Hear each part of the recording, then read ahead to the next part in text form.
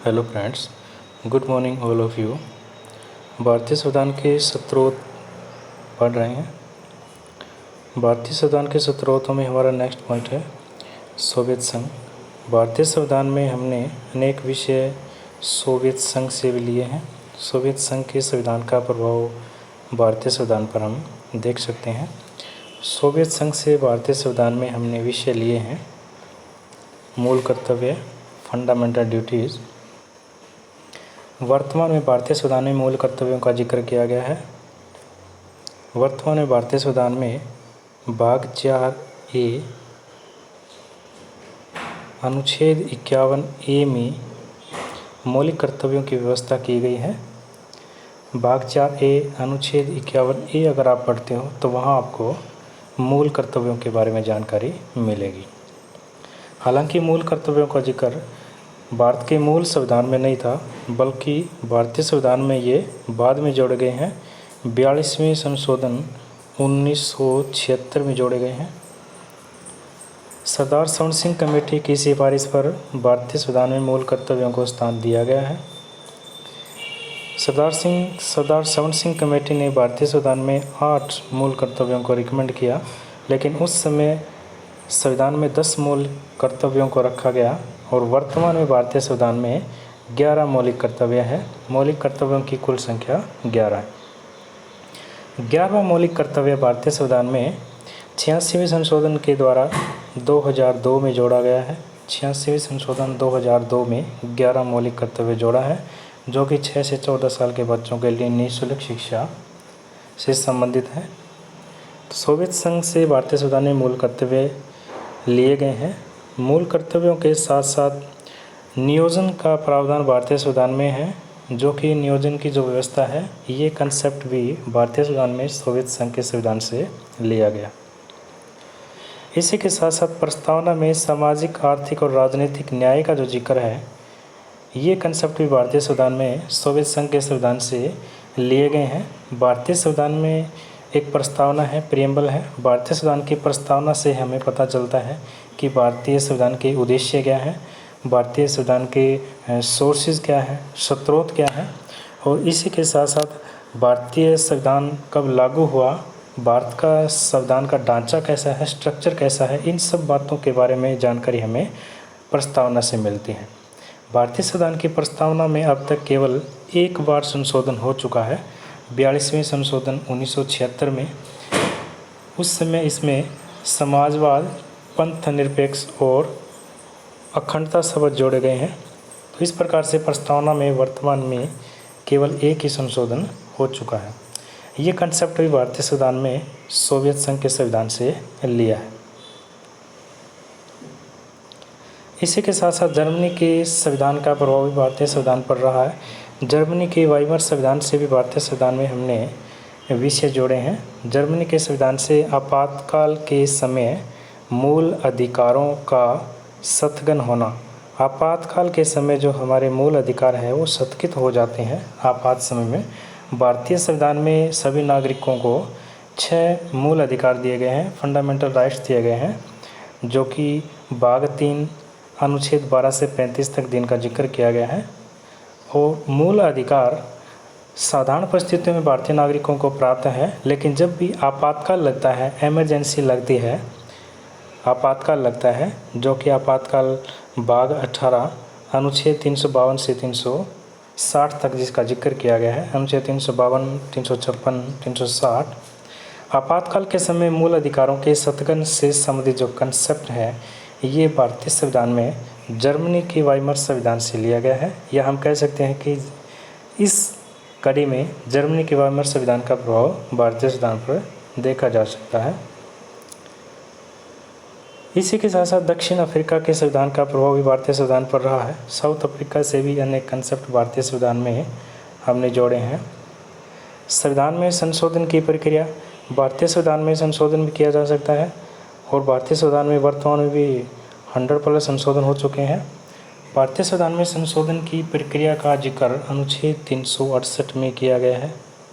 अनुच्छेद 368 के तहत भारतीय संविधान में हम 2 प्रकार से संशोधन कर सकते हैं, लेकिन भारतीय संविधान में हम संशोधन 3 प्रकार से कर सकते हैं। भारतीय संविधान में संशोधन की 3 जो प्रक्रियाएं हैं, संसद के साधारण बहुमत के द्वारा संशोधन किया जा सकता है, संसद के 2/3 बहुमत के द्वारा संशोधन किया जा सकता है, संसद के 2/3 बहुमत और आधे राज्यों के अनुमोदन के द्वारा भारतीय संविधान में संशोधन किया जा सकता है। हुए भी हैं, भारतीय संविधान में बहुत सारे संशोधन हुए हैं, 100+ संशोधन हो चुके हैं। मौलिक अधिकारों में संशोधन हुआ है, पहले 7 मौलिक अधिकार थे, वर्तमान में 6 मौलिक अधिकार है। मौलिक कर्तव्यों में संशोधन किया गया है। तो इस प्रकार से क्या है, भारतीय संविधान में भी संशोधन हम कर सकते हैं। ये कंसेप्ट दक्षिण अफ्रीका के संविधान से लिया गया है। इसी के साथ साथ राज्यसभा के सदस्यों के निर्वाचन से संबंधित जो कंसेप्ट है, ये भी दक्षिण अफ्रीका के संविधान से भारतीय संविधान में लिया गया है, जोड़ा गया है। राज्यसभा में अधिकतम 250 सदस्य हो सकते हैं। 250 सदस्यों में 12 सदस्य राष्ट्रपति के द्वारा मनोनीत किए जाते हैं। 12 सदस्य राष्ट्रपति राज्यसभा में मनोनीत करता है, जो कि किसी विषय में स्पेशलिस्ट होते हैं, विख्यात होते हैं, विशेषज्ञ होते हैं। वो कला में भी हो सकते हैं, संगीत में हो सकते हैं, साहित्य में हो सकते हैं, विज्ञान में हो सकते हैं। 12 सदस्यों के अलावा 238 जो सदस्य हैं, इन सदस्यों का चुनाव होता है और ये कंसेप्ट भारतीय संविधान में दक्षिण अफ्रीका से लिया गया है।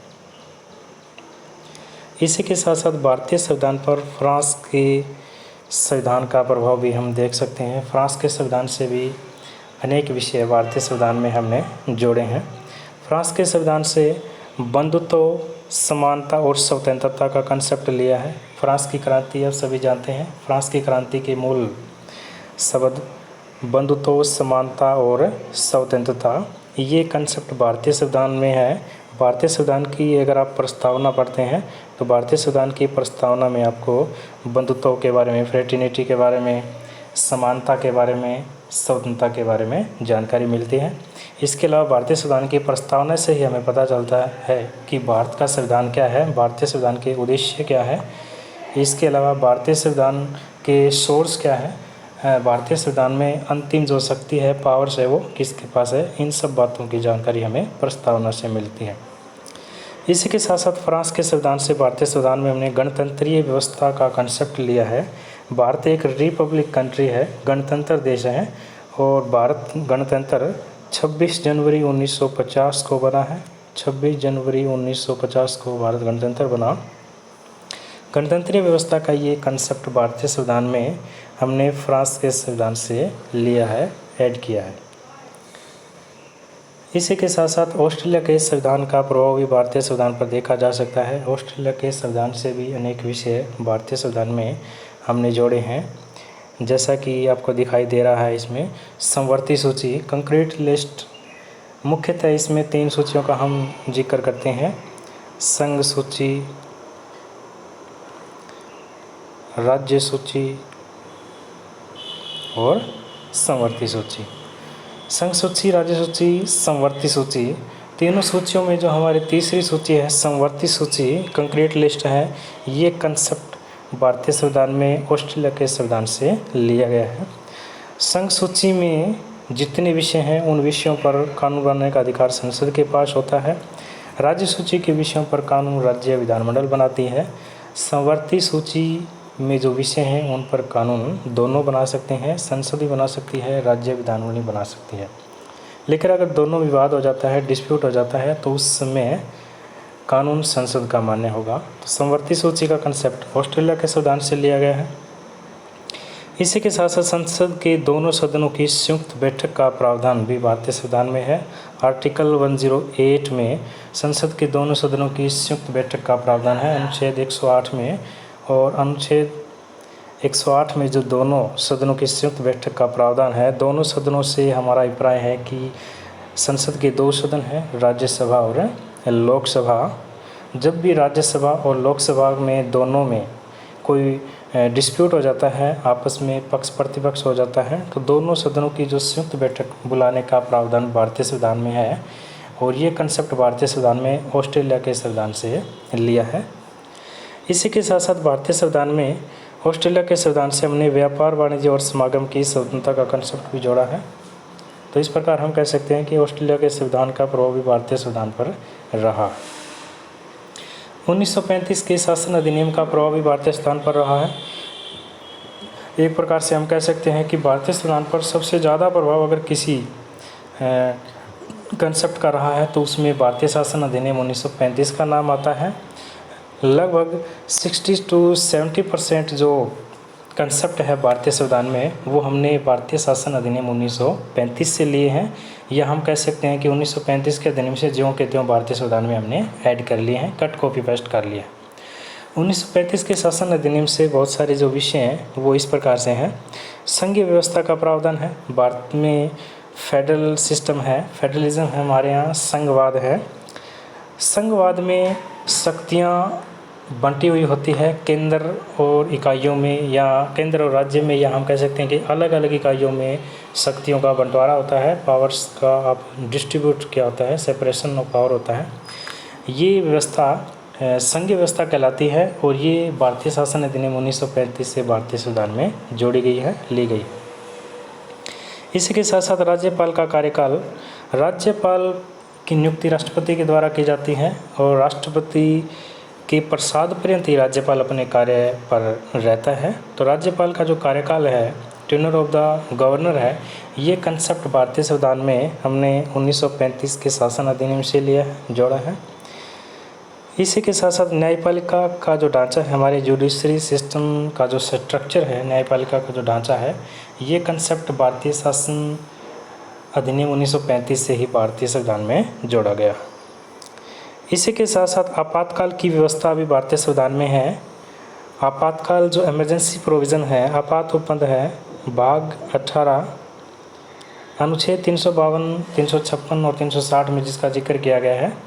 भाग 18 में अनुच्छेद 352, 356, 360 के तहत राष्ट्रपति आपातकाल की घोषणा कर सकता है, इमरजेंसी पावर लगा सकता है। अगर राष्ट्रपति का आभास हो जाता है कि युद्ध, भारी आक्रमण या शस्त्र विद्रोह के कारण कोई संकट काल उत्पन्न होने वाला है, या राज्य की संवैधानिक मशीनरी असफल होने वाली है, या हो सकता है कि वित्तीय आपात आने वाला है, वित्तीय आपात की घोषणा भी आर्टिकल 360 के तहत राष्ट्रपति कर सकता है। तो आपातकाल का जो प्रावधान है, आपात उपबंध है, ये भी भारतीय शासन अधिनियम 1935 से ही लिए गए हैं। इसी के साथ साथ शक्तियों के वितरण की 3 सूचियाँ, शक्तियों का बंटवारा है हमारे यहाँ भारतीय संविधान में। शक्तियाँ अलग अलग केंद्र और राज्यों में शक्तियों का बंटवारा किया गया है। 3 सूचियों के माध्यम से बंटवारा किया गया है, संघ सूची, राज्य सूची और संवर्ती सूची के द्वारा। और इस प्रकार से ये कंसेप्ट भी भारतीय संविधान में है, जो कि भारतीय शासन अधिनियम 1935 से लिया गया है। तो इसी के साथ ही हमारा भारतीय संविधान के जो स्रोत है ये हमने कंप्लीट पढ़ लिया है। एक बार दोबारा से हम इसका क्विक रिवीजन ले लेते हैं। सबसे पहले हमने देखा सोवियत संघ। सोवियत संघ से जो विषय हमने लिए हैं, मूल कर्तव्य लिए हैं, फंडामेंटल ड्यूटीज़ लिए हैं। भाग 4A अनुच्छेद 51A में मौलिक कर्तव्य हैं। मौलिक कर्तव्य मूल संविधान में नहीं थे बल्कि बाद में जोड़े गए हैं 42वें संशोधन 1976 के द्वारा, और सरदार सवर्ण सिंह कमेटी की सिफारिश के द्वारा जोड़े गए हैं। कमेटी ने 8 मौलिक कर्तव्यों की सिफारिश की, उस समय 10 जोड़े गए, वर्तमान में 11 मौलिक कर्तव्य। मूल कर्तव्यों के साथ साथ नियोजन का कंसेप्ट भी सोवियत संघ से लिया गया है।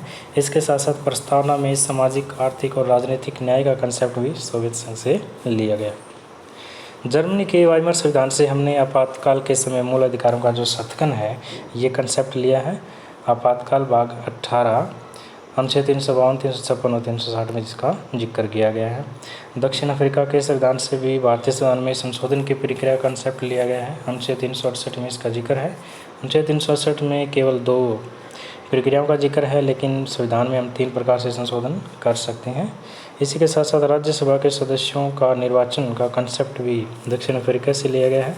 राज्यसभा में अधिकतम 250 सदस्य हो सकते हैं, 12 सदस्य मनोनीत होते हैं, 238 सदस्य निर्वाचित होते हैं। फ्रांस के संविधान से भी भारतीय संविधान में हमने बंधुत्व, समानता और स्वतंत्रता का कंसेप्ट लिया है। इसी के साथ साथ गणतंत्रीय व्यवस्था का कंसेप्ट भी फ्रांस के संविधान से लिया गया है। भारत 26 जनवरी 1950 को गणतंत्र राष्ट्र बना। ऑस्ट्रेलिया के संविधान का प्रभाव भी भारतीय संविधान पर रहा है। ऑस्ट्रेलिया के संविधान से समवर्ती सूची का कंसेप्ट लिया गया है। संसद के दोनों सदनों की संयुक्त बैठक जो कि अनुच्छेद 108 के तहत होती है।